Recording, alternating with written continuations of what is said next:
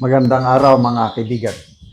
Bigyan natin ng reaction, opinion itong post ng One TV Philippines. Ito ang nakasulat DOJ, Department of Justice admits no arrest made.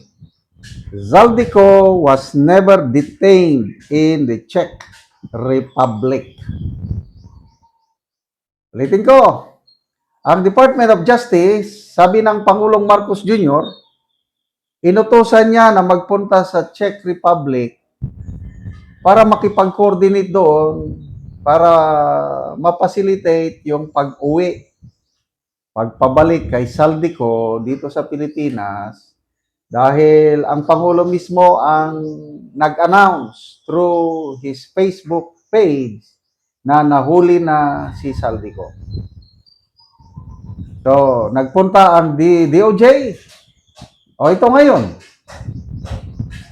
DOJ admits, walang aresto, walang Saldico na nakadetine sa Czech Republic. Anti-Claire, pasok! Ano bang nangyayari sa ating bansa? After all, tama si Attorney Harry Roque.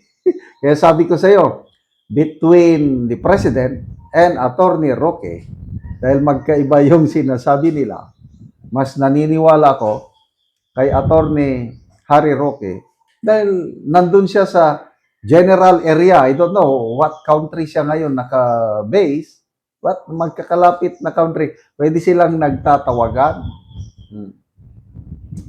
Ang unang update ni Attorney Roque is fake news peddler ang presidente dahil tinawagan ko ang immigration police ng Czech Republic. Sabi nila wala silang nahuli o walang nadetine nga Saldico. Then after a day or two, may update na naman siya. Si Saldico mismo ang nag-confirm sa akin na hindi siya nadetine. And then, sino pa? Yung ako, Bicol Party List na nakaupo ngayon, si Congressman Garbin. Tinawagan niya ang malapit na kamag-anak ni Saldico. Ang sagot is, everything is okay. So, anong ibig sabihin kung okay? E di okay lang, hindi siya nakakulong. Kasi kung nakakulong siya, not okay. Delikado. Oh, sino pa ba yung Ministry of Justice ng Czech Republic. Sabi na, we don't have any information on the arrest of a Saldico. O at least, nagpunta. Problem. Sayang ang gastos. I don't know kung natuloy ba ang biyahe ng Secretary of Justice at Secretary of Foreign Affairs. Gastos natin yun. Tayo na naman ang kawawa. Kung gumastos sila, biyahe-biyahe, parang baliwala lang. Habang tayo dito, naghihirap. Ang taas na ng bibilhin. Sila naman, silang may hawak sa kaban ng bayan, silang biyahe lang. Wala tayong pakialam sa mga tao dyan. Basta, what are we? O who are we? What are we in power for? For magbiyahe tayo. Nandyan, bilyones ang pera. Biyahe. O. Ano nga yan, silbi, yung biyahe nila na only to find out na wala palang Saldico na. So, ang tanong, bakit ang ating Pangulo na pataka-taka kung sa Bisaya, ano ba yung Tagalog ng pataka-taka? Pabigla-bigla na, post ka agad. Gabi yung pag-post niya. Nahuli na si Saldico.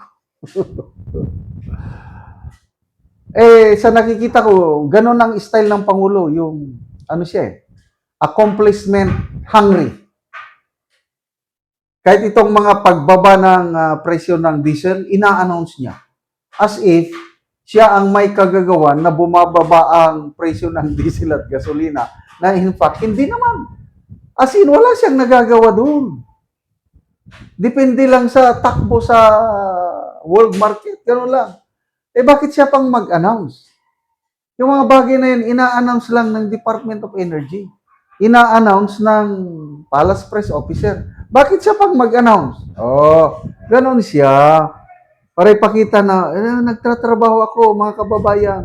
Ito ang ginagawa ng inyong gobyerno. Hoy, hilom mo diha. Hindi kami mga uto-uto na maniwala kami na nagtatrabaho kayo ng gusto para sa aming kapakanan.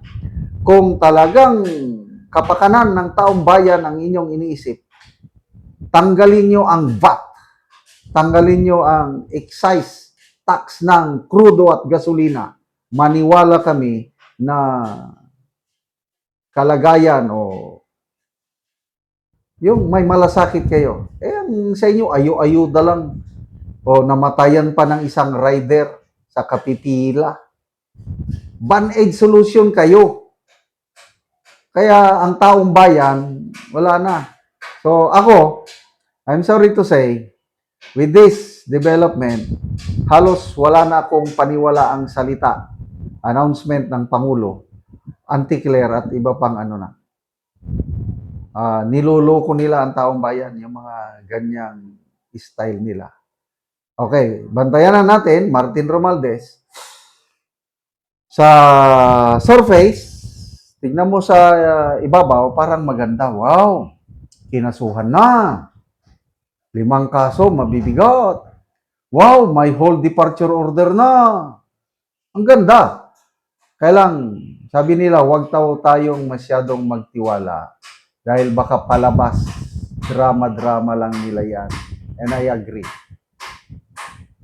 Maniniwala na lang ako pag maisyuhan nila ng non-bailable warrant of arrest si Martin Romualdez at mapakulong.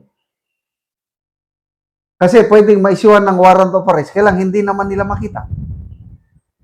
Sinasabi nila na may whole departure order.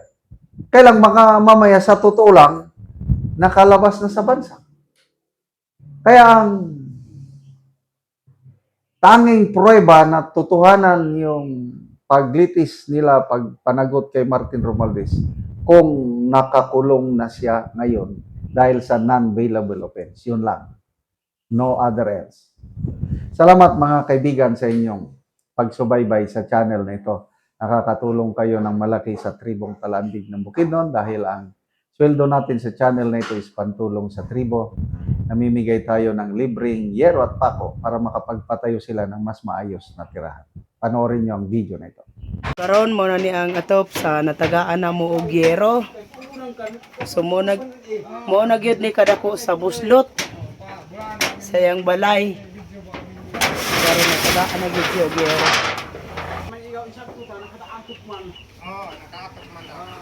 O mao na ni ang yero nga among gihatag nga ilang atop karon para mapulian ang ilang atop nga buslot.